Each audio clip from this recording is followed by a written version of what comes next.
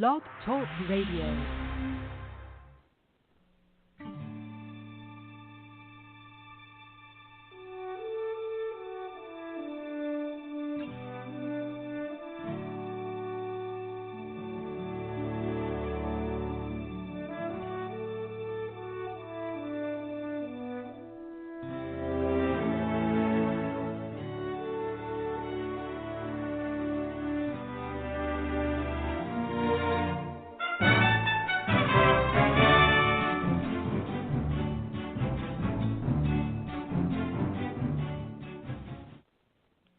Welcome to the West. I'm author and wildlife artist Nancy Quinn, and this is News from the Mountain. It's an hour respite from the world where we can laugh and learn together. Our family dream of moving west was achieved, but it's still an ongoing adventure, and I'm happy to share these stories and answer questions about our unique lifestyle. You know, one of my listeners, Mike from Michigan, said my program made him feel like he was sitting around on an old cook stove and talking with friends. And Joe from Montana wrote, it was like a get-together of some nice folks in a living room. And those comments really touched my heart, and I hope that you all feel that way. You know, we don't have a lot of company out here in the wilds of Montana, so I look forward to our monthly chats. It is a call-in show. In fact, I see I have a caller right now, so let's invite them in. Hello, caller. Please introduce yourself. Hey, Nancy, how you doing? This is Randall Crane. Hi, Randall. How are you? How are things in Alabama? Oh, it's pretty good. It's beginning to get a little warm here now. It's in the high 80s every day. Oh, that is nice. You know, I kind of wish I could say the same because it's still pretty cool here, and today we had quite a wicked wind. So spring, I don't know. Spring, it's on the way, but it's really not here. Of course, this is Montana, so, you know, maybe or maybe not. Well, that picture you had up the other day, it kind of looked like it was, you know, pretty tolerable. Well, we do have some sun, and the snow is melted, which is always a huge relief. So we are starting to see a little bit of green grass, and you know, things are beginning to change, and it is getting towards spring. I don't know if you did you happen to see, I put it out through Facebook, I think it was social media, where I had that little poem from the Cat in the Hat, and there was a picture of the Cat in the Hat, and it read, "Will it rain? Will it snow? I live in Montana. I do not know." Yeah, I read that. I remember that now. I sure do. And it's really typical of what it's like this time of year, because we could very well sometime in May get another, 12 inches of snow come in. Canada often shares their weather with us. I sort of wish they weren't so generous, but you never know what's going to come our way. About 30 years ago, or 32 years ago, we had a pretty big snow in April one time. It was in 1987. Wow. In Alabama? Yeah. Sure did. I mean, that was something that was very unusual.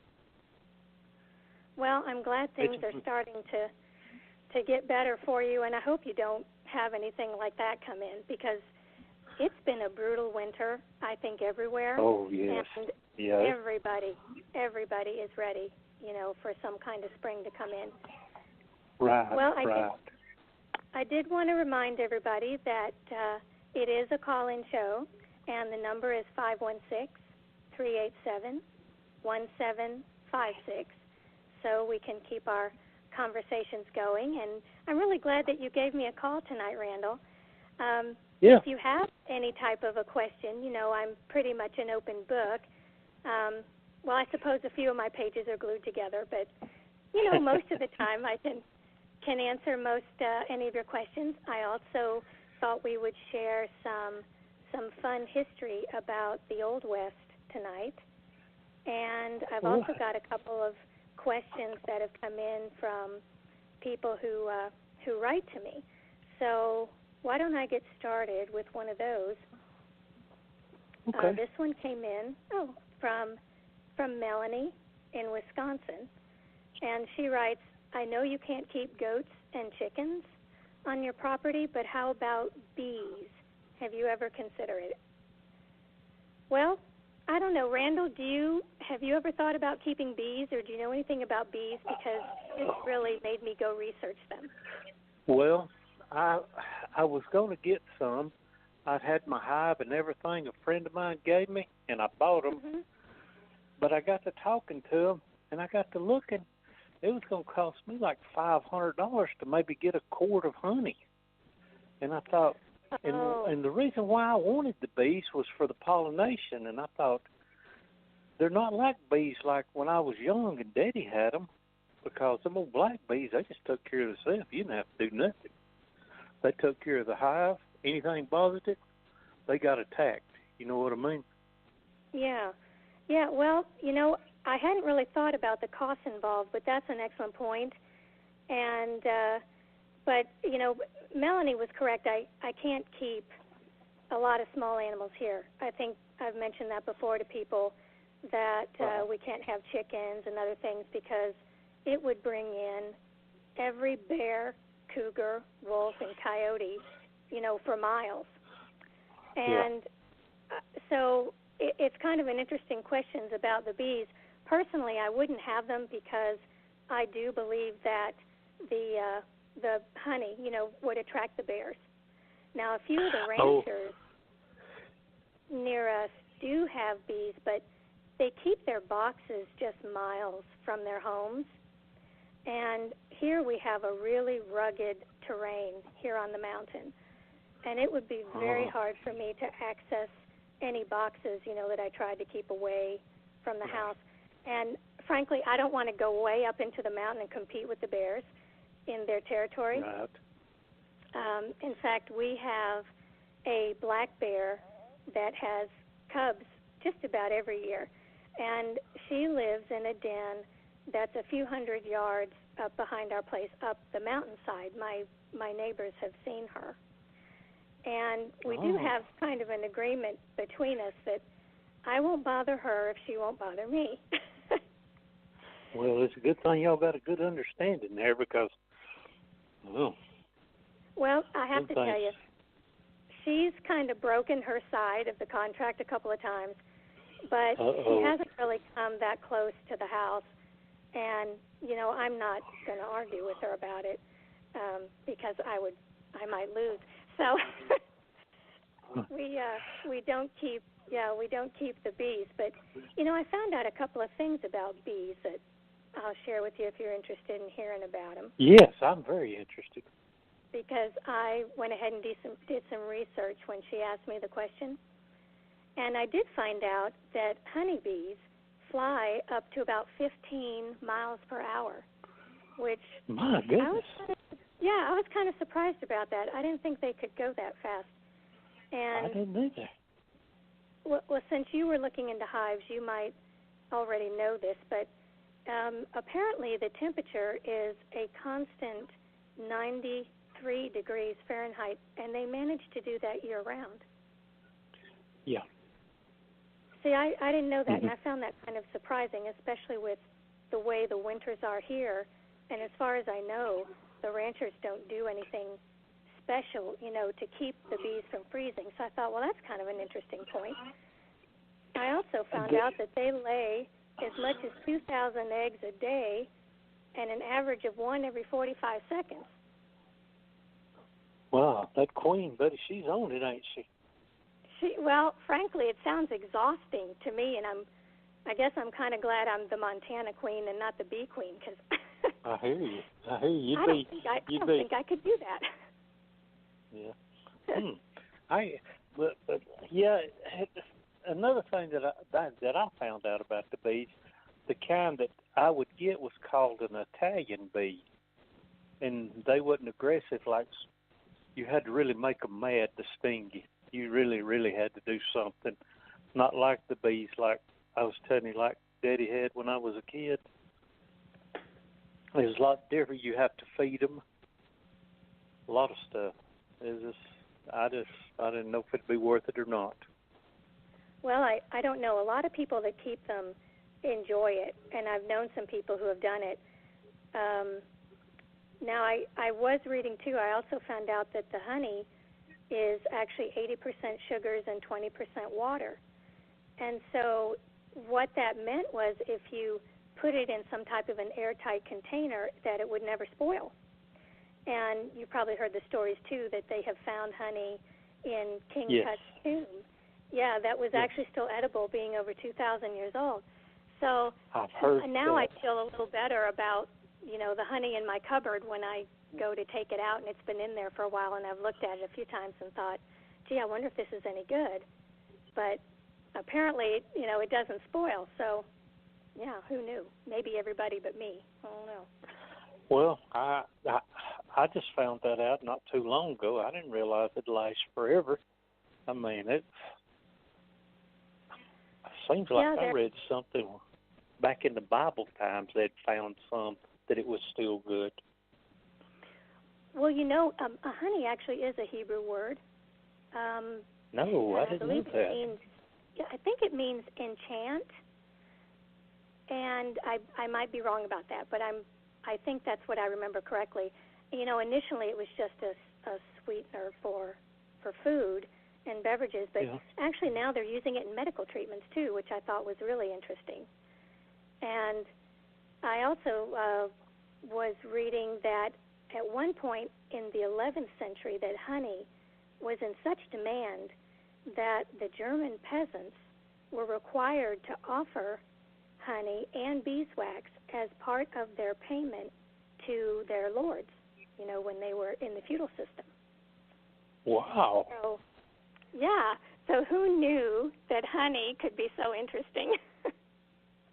Well, that's news to me. I never knew that. I knew it's, I've heard a lot of people, down here where we live, a lot of allergies, hay fever and stuff. Mm-hmm. And they claim if you eat it every day, it would really help them. But I have to eat an Allegra every day, so you know what I mean. I have for years, Yeah, with allergies. I don't really know if honey. I've heard it has antibacterial properties in it, but I don't know exactly what it's all used for in medicine. I'm not really sure. Yeah. I did get another question. Actually, I had a few people ask me about what we were going to be growing in the garden this year. And that'd be interesting.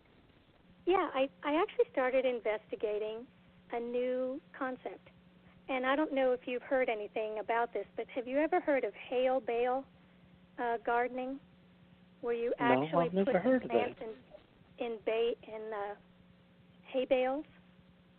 Yeah, Yeah, I read that in the Countryside magazine one time. Well, I ran it past the horses, and I kind of received a mixed response from them because they were a little upset with the idea of using their hay. I can imagine. Yeah, I for can gardening. imagine. Now, Star, who's our rescue horse, of course, Star was incredibly interested in the idea, but only if he could eat the plants and the hay that they were growing in. See, he really keen on that. But yeah, my other two guys, Wilson and Whiskey, oh no, they didn't like the idea of sharing hay with anything. They didn't want me to use it. But I know. Oh, Wilson really looked good in that picture. He looked like he was in real good shape. Wilson is doing very well, and he came through the winter just great. So did Whiskey, and this spring Whiskey's going to be 32. 32? Yeah. Isn't that amazing? That's the reason why I keep commenting about how good he looks, because, his age, I mean, he don't look that old to me. Well, he's doing really well. We give him lots of supplements.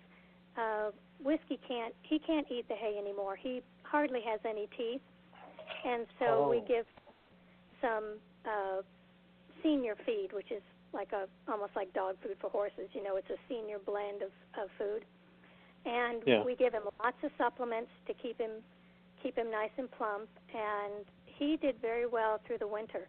Now Star, if you remember Star, he's the rescue horse. Okay, right. So we've had Star less than a year, and he's doing really well too. He was a little bit thinner coming out of winter. He's still trying to gather his strength, but he's putting on weight and he's making improvements, every day. And what's kind of cute about him, when he first came, he was so badly injured in that hip and leg that he couldn't lay down. So he used to sleep standing up. Oh, man. And now that he's improving and getting stronger, he's able to lay down on the ground and get himself back up. So now that he can do that, I know it's so wonderful to see. I look outside the window, and he's just laying down all the time. He'll lay down, and he'll lay in the grass now because the snow is gone, and then he'll get back up. And then a little while later, I'll look out, and he's totally laid out on his side, just sunning himself, and he looks so relaxed and so happy. And then he'll get up, and then an hour or two later, I'll look at him, and he'll be doing that. So all day long, it's almost like, look what I can do. And wow, it's good that you got him so he could get straightened out. Well, I'm just so pleased that he's able to rest, because they do need to lay down and they do need sleep where their bodies are just completely relaxed. And so it's a great relief for me to see him rested and relaxed and happy. So he continues to improve, and I'm always posting little updates about him because he's such a sweet fellow. He's got quite a following. Yeah, he's a pretty thing. But Wilson, to me, he looks like the horse that I had, Jack.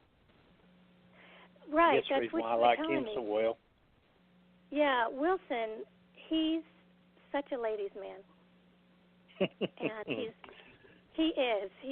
kind of our comedian of the group, and he just bats those eyelashes at all the ladies, and they just melt in front of him. And I might have mentioned this once before, but it stuck in my mind because it's so cute, because this one woman wrote me and she said, "Oh, Wilson is such a Casanova." And he is. He just loves the ladies. I pull out the camera and he is just right there. He comes right up to the camera. He wants his photo taken. He likes to pose.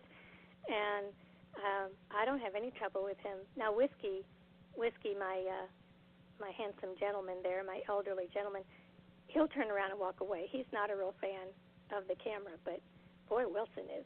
He wants there was a famous horse that really liked the camera. Those Secretariat. I think I remember reading that. He too also used to stand up and pose, didn't he? Yes, sir. He sure would. Yeah, they're such wonderful animals, and they have great personalities. Yeah. And just like people, they all have a different way of looking at things and behaving and thinking, and it's so great to get to know them. Well, I've got another call, Randall. Let me welcome somebody in. Okay, go ahead. Hang on. Hi, welcome in and introduce yourself. Hi, Nancy. This is James Fry from Lakewood, Washington. Hello, James. How are you tonight? Really good. I got a couple of questions for you. Oh, sure. I'll be happy to answer them. What are they? How cold has it ever been in Montana since you've been living there? Well, I would say that you know how bad this winter was for everybody. And the record that I remember was up on the pass, which isn't too far from us, and it was negative 51 with wind chill. Mm-hmm. How many feet of snow have you gotten? How deep has it ever been? Yeah, as far as our snow this year, I would think we probably had. Since you've lived there, how deep has your snow ever been? Probably about 80 or so inches would be my guess. And we get quite a bit of snow, and then on certain years, of course, it's a little more or a little less. But I would say that's probably about the average. Do you have well water or do you have city water? Well, I have a well. Okay. You ever had your water pipes freeze up on you? I have, actually. Yeah. They have frozen a couple of times, and we have to get out a handy hair dryer and go down underneath the foundation there in the crawl space and warm them up. Hang on, James. Let me bring in another caller, and then I'll come back and answer some more of your questions, okay? Sure. All right. And hi, welcome in, and please introduce yourself. This is Cherokee Wolf from Mount Vernon, Kentucky. Hello. How are you tonight? I am wonderful. Sleeping in a 5-star cabin, and I posted a few pictures. I don't know if you saw them yet or not. I haven't, but I'll have to go look at them. So you're taking a nice evening by, are you outside? Is it windy or is it water I'm hearing? What is that? It's probably my CPAP machine. Oh. We're hooked up for the night. I was hearing something. Yeah. No, we had a very nice ride home, or down here. I brought a friend down with me, and then I'm going to go down on to Chattanooga tomorrow. Okay, so you're out and about having a nice time this evening. Well, I'm glad you thought of me and decided to call in. Hang on one second and let me finish with James. I was kind of in the middle of a question he had when you called in, but I didn't want to sit and wait on the line. So, hey, James, you still there? Sorry. No, that's okay. Yes, I am. Okay, what else did you want to say? I didn't mean to cut you off, but I didn't want to leave my callers You're hanging fine. there. I was curious about if your water ever froze, and you answered that question that you used a hairdryer. When my water pipe froze here in Washington, I had to go down underneath there, and they used to actually a handheld blowtorch. Oh, a blowtorch. Wow, that's probably more than I would want to try to work with. I just used a hairdryer. My husband actually went down. It's kind of a funny story, and I can write about it. I had to put in a few new pieces of pipe even. Oh, yeah. We have a crawl space, so we can get down under the house and crawl under there. And sometimes it's a little hard to reach the pipes, but we have an idea of which one it is. Your water pipes or anything where they froze, so they don't freeze ever again? Yeah, we actually have insulated a few of them, and we even found out one time that we had left the vent. You know how the sides of the house have a vent, and apparently we thought we closed it, and so the cold air got in there too. So you never know what's the real cause of it. But once we figured it out and we're a little more savvy, we just put a little insulation on there too, and then we haven't had any trouble since. So it's been a couple years since they've frozen up.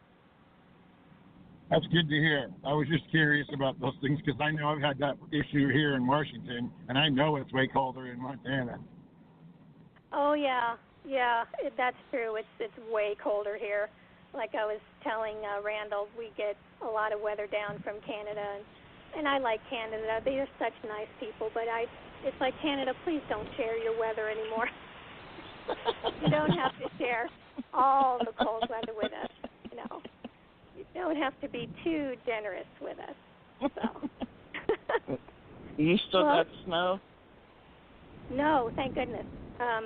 We have had a lot of the snow melt off, and everyone is enjoying it. It's still cold.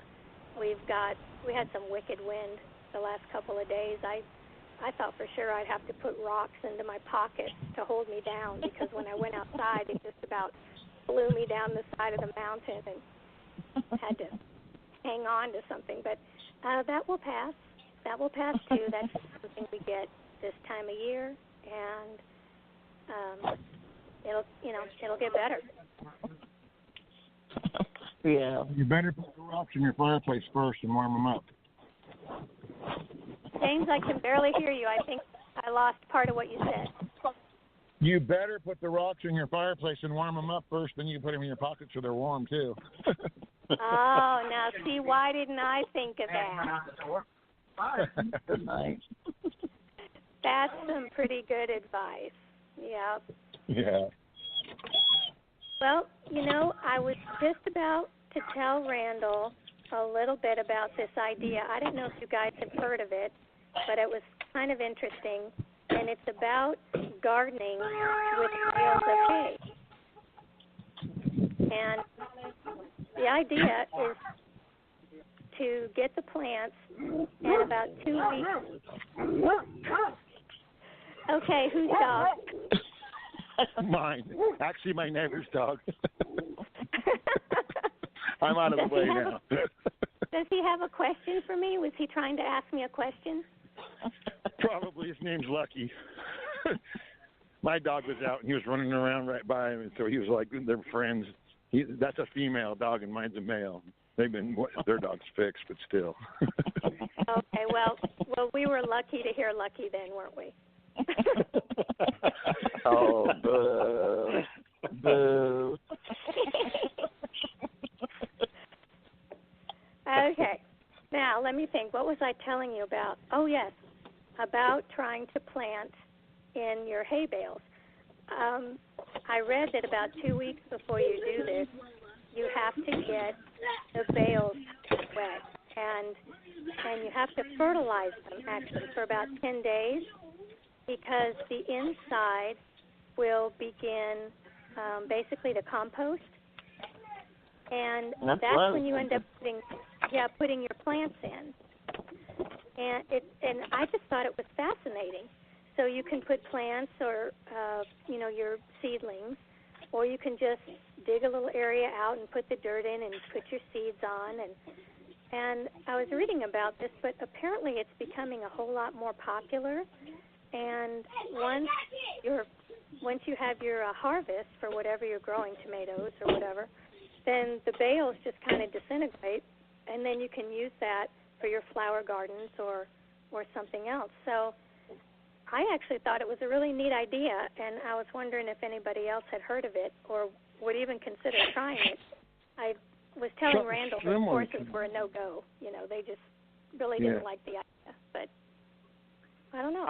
My grandfather used to put newspaper down and then put water on it and get it wet, and then the newspaper would compost away and make it warm, and he'd put his flowers in there during the winter time so that way they could make it through like a greenhouse without having to heat it. Oh, no, I've heard of that way, but I haven't heard of the hay bales. Oh, you haven't heard of that one? No, I would think the mice and the squirrels and everything would get in there and hibernate. Well, and that's true. They didn't really talk about that. I wondered if somebody had that experience. I, of course, can't grow anything outside, and I have to grow it in a greenhouse because that's what happens to me. The squirrels and the deer and the chipmunks and any other rodent-related thing, they dig up all the flowers, which I probably before. So I can't even have a flower around the house. It's so sad. It's just so depressing. And, of course, they're always eating up my silk ones. So I tried to spray a little bit of a repellent or something, thinking that if it tasted bad, they wouldn't eat it. And I had success for about a week. And I thought, I finally I have won the chipmunk war. And I found out I lost that battle because after about a week, they tasted everything. They would get so mad they couldn't eat it. They would just rip it right out of the pots and then fling them all over the porch. Little vicious little creatures, very, very. They have just. What's the word I'm looking for? I'm an author. I should be able to come up with a word. In fact, I've got several words to come up with. But they just get very, very angry, and they need anger management classes. could well, probably maybe your get daughter rich. could take the. Yeah, I could get rich hosting a school for anger management classes for all my rodents. Yeah, and your keep your squirrels and all the animals. your moose and your elk and your grizzlies. Oh yeah, the elk and the grizzlies. They're around. The bears are on the move. I haven't seen any come in, but I know that they're out there, and I know that they're starting to move around. And we're still dealing with that one elk that likes to try to jump the fence and beat up on my horses and take the food.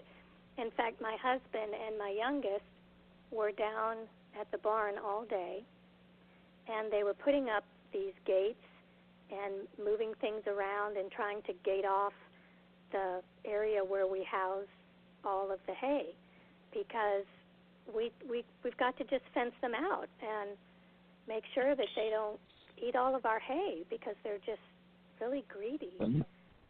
Nancy, those elk and moose both are very, very strong. And if you talk about an angry animal, they've got some force to their shoulders, and they can break apart a gate, I think, pretty good, unless it's metal. And they probably could. Yeah, they probably could. Right now, that's about the best answer that we have. I'm hoping that now that the green grass it's beginning to come up, we're seeing a little bit of green, that they'll begin to have plenty of things to eat, and they won't want to come over here and raid our stores. I know they were doing it in the winter because they were hungry and there wasn't a lot out there, but I'm hoping that as summer comes on, they will have a plethora of choices, and they won't be coming after what the horses have, because we do have to limit what the horses eat as far as green grass in the spring, because we don't want them to founder. And if you're not familiar with what founder means, if the horses get too much green grass and have a high water content in it, it can make them quite sick. Yeah. So we give them a couple of hours a day of green, and then we have to keep them locked up. Now, they get sassy, and they talk to me, and they voice their displeasure, and they let me know, and they don't understand I'm doing it for their own good, but we have to give them hay in the summer, in the spring as well. And then later, once they've acclimated, and this takes several weeks, but they will be able to eat more green grass, and then they can stay out all day. But in the beginning, we have to limit how much they eat. Sure. They talk to you when you bake, too, don't they? I'm sorry? They talk to you when you bake, too, don't they? Don't they come to your window? Oh, they do. Yes, they do. They, in fact, would forego hay for some of my brownies or my lemon bar cookies or something. They'd easily trade, and of course Star just says, "Well, I'll just have all of it. I'll eat the hay and the cookies." Do you know when I took those peach and the apple bars in to the American Legion that day, I thought I was going to have a problem, because there was only a few of us, but the bars quickly disappeared. and I was like, there's no more. Did they cause a riot? Well, it kind of gave me a few dirty looks. And I'm like, okay, you don't want to do this again. I'll fix something terrible next time. Well, I'm really glad that you tried that recipe. She's talking about the life-changing cookie recipe. I don't know if you happened to see it on YouTube, but it was the last one I just uploaded, and it's baking. And I'm not kidding. It really is a game changer. James, did you try the cookie? Not yet. I'm going to a dance this Friday night. I'm going to try those cookies out up there, so we'll find out how it works. Okay, now get ready for your marriage proposals. Okay, I will. They're easy to I wouldn't fix, mind that anyway. and they taste really good. So. Randall, did you see the video? No, I didn't, but I need to watch it. I'd like to. I mean, they sound. Seems like I seen something on it, but I didn't watch the video. Well, it's a bar style cookie, and it has an oatmeal base, and you make it with jams or preserves. It goes together very fast, and it's easy. It's an easy recipe, and I'm telling you, it just really enhances your social life. You bring that cookie somewhere, and everybody will want to invite you back again and say, "Are you going to bring that cookie?" And I know this is really true. I have found this to be true, and I make a joke in there about how you'll have to buy a new calendar to fill up with all your social engagements because everybody will invite you places, so you'll bring this cookie. And it really is a great icebreaker, and people enjoy it tremendously. So I Make think more than what It's you in your think. second book, isn't it? Yeah. Yes, that is the recipe out of my second book. You're right. That one's in Stay West Young Woman.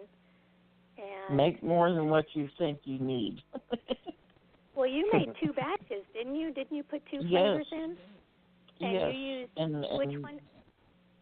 Which I made peach and apple, and there was like 12 women, and it rapidly. I mean, I think that several of the women ate more than their share, but I didn't get any.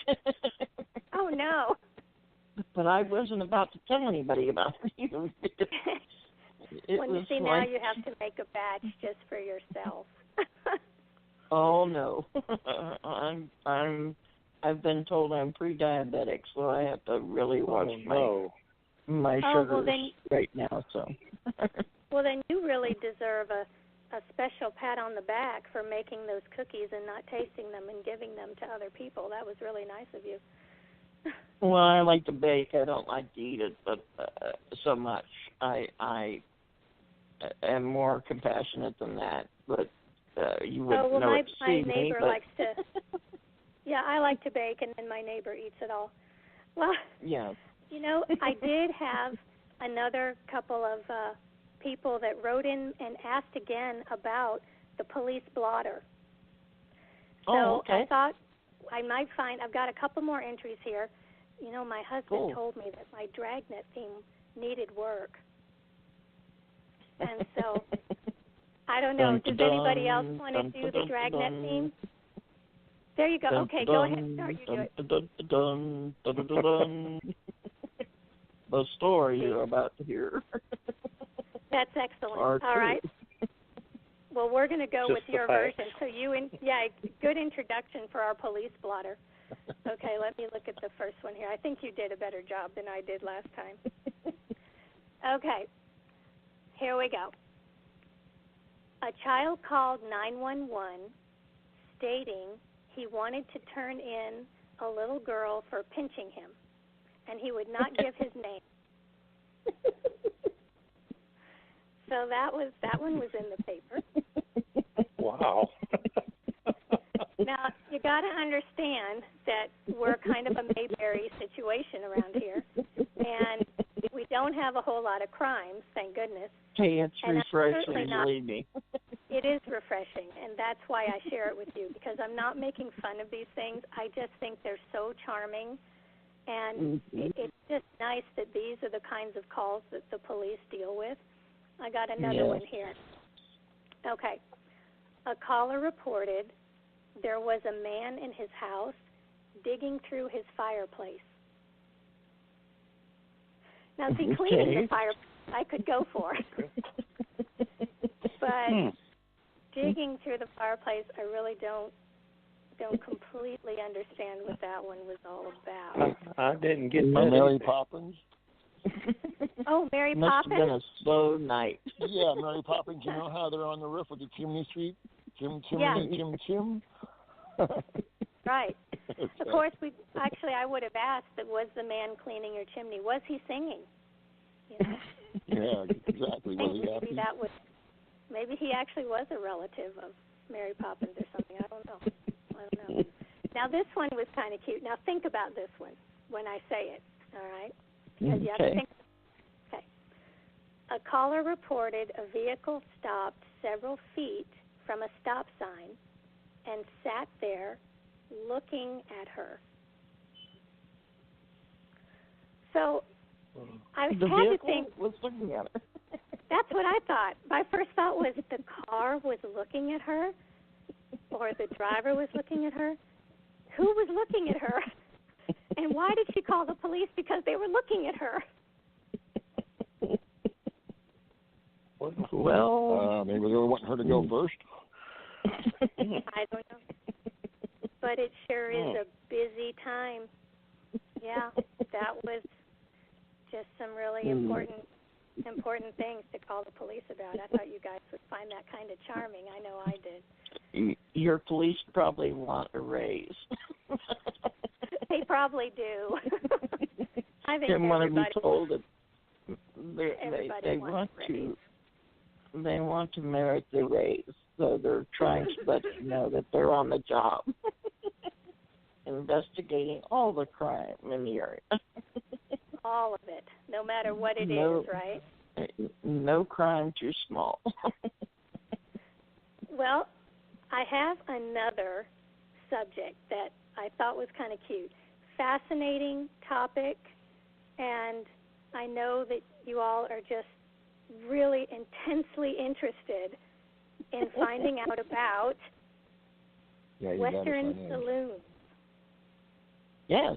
Yes, Western saloons. I always wondered how they got the mirrors over there. You know, they had to ship them in on trains, and normally the ones that had mirrors. Yeah, because in time, the railroad would come through, and usually the bigger and wealthier saloons were the ones that were able to have that. But of course, a saloon is just a kind of a bar. In the Old Testament, you're always thinking of how they're dusty and a lot of people are in there like fur trappers, cowboys, soldiers, lumberjacks, businessmen, lawmen, miners, of course, gamblers, always the gamblers. But there's actually players. there was actually different kinds of saloons, and they had different names. Now, they went by names like Watering Trough and Bug House. Now, this one's kind of telling. A she-bang. Yeah, might not want to go there. Cantina, a grog shop, and a gin mill. And the very first saloon was established at Brown's Hole in Wyoming in 1822, and it was actually set up to serve the fur trappers. But by about 1880, then the growth of saloons was in full swing, and of course they did more than just offer liquor. And so they also, it was also saloons and sex in the Old West. Of course, G-rated version. Yeah, G-rated version, I promise. No. So, hey, did some of the guys just hang up? Did they just lose interest? No. Oh, no. Well, I'm here. No? Okay. Said I was keeping it at G rating, and they just went, oh, never mind. Now, the saloon that we used to go to on a Friday night, that was peanut night, and we always threw the peanut shells on the floor, and it was a hardwood floor, and it would polish the floor, and then they'd sweep them up afterwards, and the rest of the week the floor was nice and shiny. Really? I didn't know that. Huh. Wow. Yep, the oil from the peanut shells would work into the hardwood floor and make it shiny, and then when they swept it that night, it would shine up really good, and then it would last all week long, and every Friday was peanut night. So I made a point to go there on Friday and eat their peanuts. Well, so you were just helping them out, weren't you? Oh, yeah. Yeah, just helping them out. Well, you've heard the term that there's no free lunch. You've probably all heard that. Yep. Did you know that? Yeah. Well, did you know that in the 1870s there was a free lunch? Yeah, that's what I'm saying. Yeah, the saloons actually gave out as a sales enticement, they offered a meal at no cost if you bought a drink. Wow. And Yeah, some of they the used meals. to do that around here at certain times. Oh, did they really? Huh. Yeah, they well, would. That was the idea, to draw you in. So you would come in on your lunch break, which you weren't supposed to be drinking alcohol, and buy an alcoholic drink or two or three, and get your free lunch, and then go back to work, which was the bad thing to do. Well, it was a bad thing to do, but apparently in the 1870s it was really prevalent because that's exactly what people did, and it was a tradition for them to offer these meals. Now, some of them in the really nice fancy saloons, they were very elaborate meals, and then in some of the ones that weren't so well-to-do, it might be just a sandwich or something small, But yeah, the saloon keepers did that to try to bring in the business, and then hoping that after they finished their dinner or their meal, they might stay and have a few more drinks and spend more money. So there actually was a free lunch. Yeah, they'd also try to give you something salty like pretzels or pickles or something so that you would want to drink. Well, that's a good point, too. And, as the towns grew up and the saloons became more refined, the bartenders really prided themselves on the drinks that they would make and serve and their pouring abilities, and it almost was part of the entertainment. So that was kind of an interesting point as well. And sure. The really early ones, of course, in the remote locations, they were pretty, they were pretty crude and just put together with minimal furniture and decorations and things, and they might just have a single burning.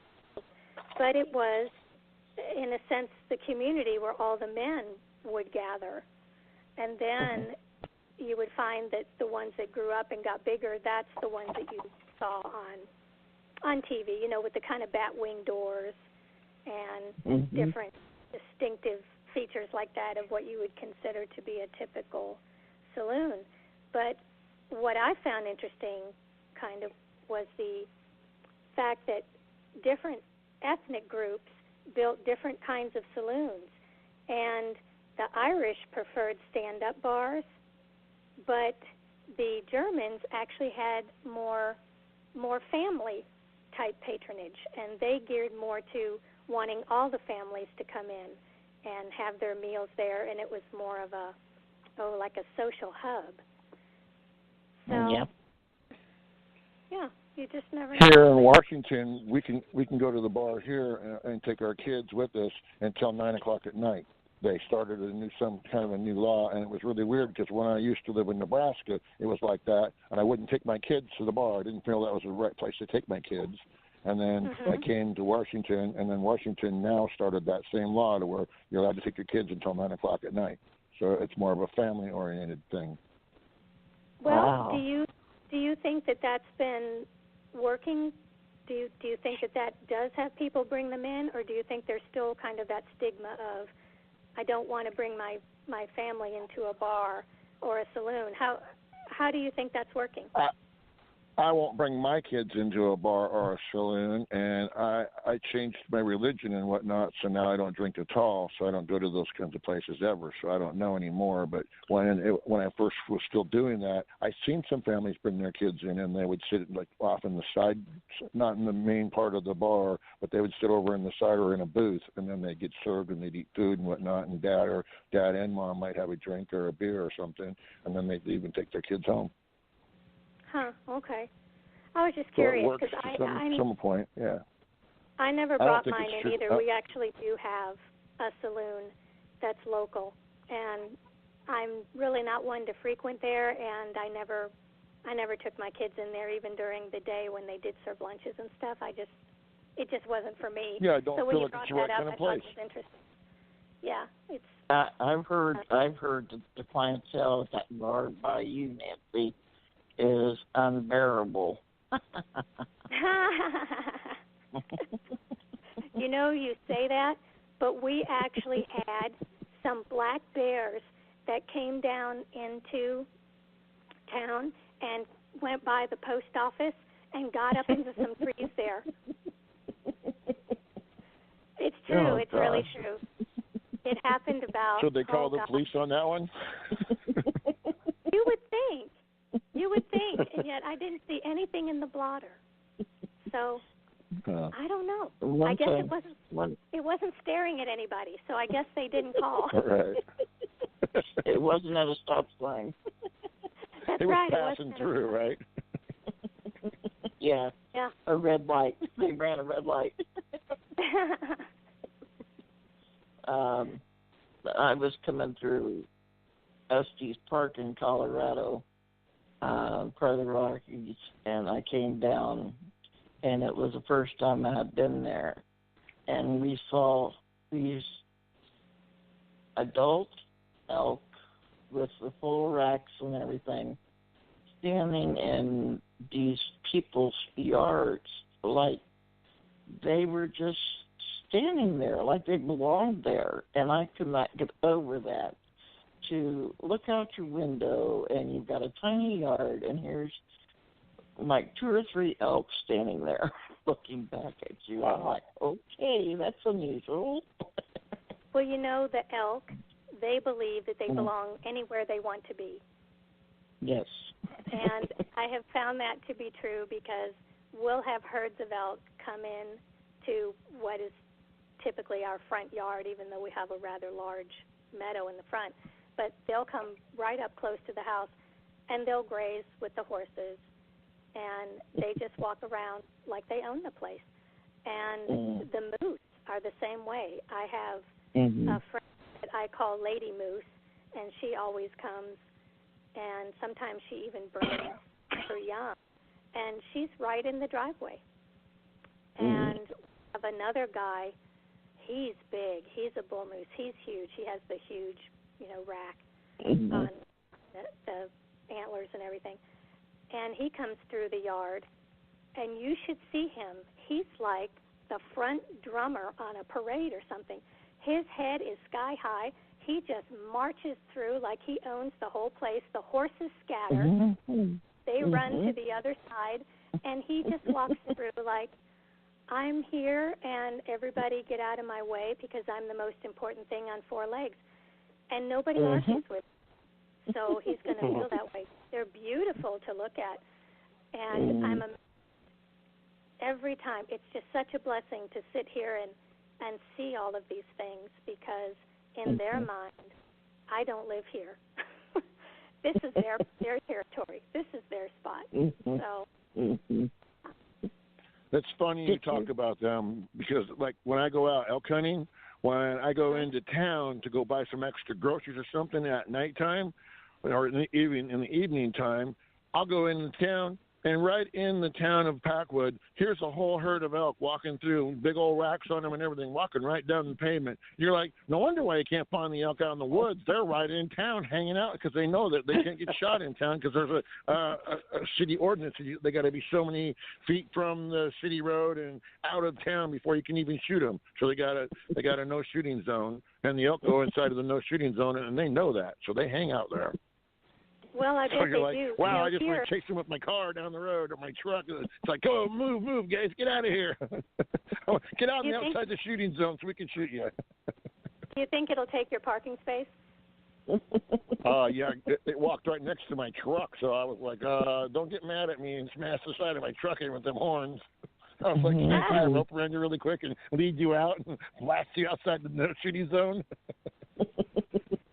Well, they have their own personalities. I was telling Randall earlier when we were talking, they just have their own personalities. They're just like people, and some are shy and timid, and others are very bold, and some are friendly, and some aren't. And it's interesting how well they adapt to the environment. Here, they know which day hunting season begins. They know. And even if it changes from year to year, I don't know how they pass the information among them, but they do. And the day that hunting season begins, they've scattered. Yeah. They might read it in the newspaper. Yeah. They might read it in the newspaper. Maybe there's No. a gossip game. You know, the bears tell the elk, and the elk tell the deer, and the deer tell the rabbits. You never know. Gossip threads.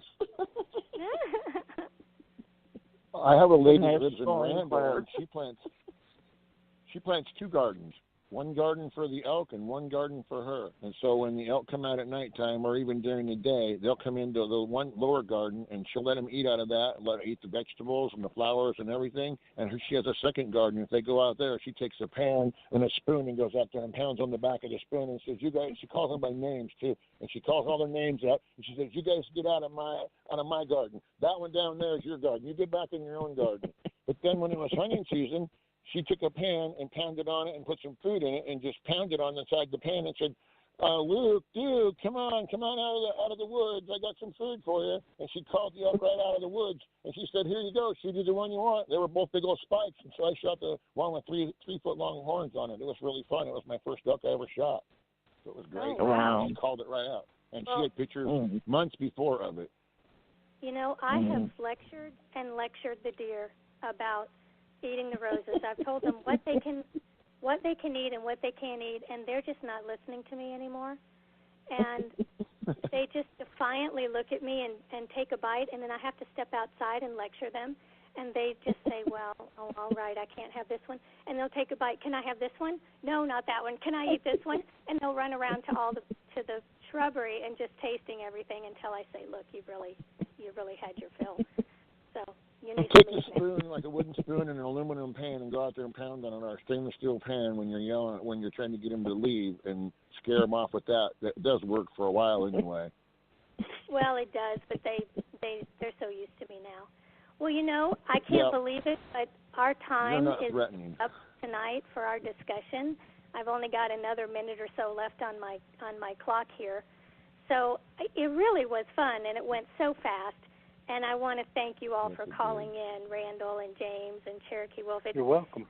So nice to be able to just catch up and share some information and kind of laugh and learn together. And I did want to tell you that we'll be meeting again next month on Wednesday, June the 5th, at the same time, 9 p.m. Eastern, 7 p.m. Mountain. And I'm so glad that you did indulge your pioneer spirit from the comfort and safety of your favorite armchair. And I encourage you again to look at the books and the art and the videos, and all that information is available through my website at QuinnWildlifeArt.com.